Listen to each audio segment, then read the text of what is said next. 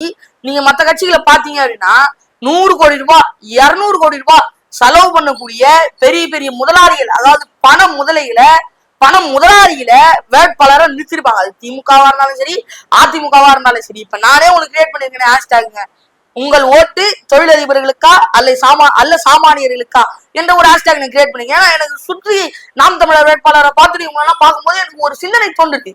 அப்ப உங்கள் ஓட்டு தொழிலதிபர்களுக்கா இல்லை உங்களை போன்றவர்களுக்கா என்ற சிந்தனை உண்டாகியது. அப்படி இருக்கும்போது இந்த திமுக அதிமுக விட்டுருங்க, இன்னைக்கு இவங்க எல்லாருக்குமே நான் தான் மாற்று என்று நடிகர் ஐயா திரு விஜய் அவர்கள் களத்துக்குள்ள வந்திருக்கிறார்.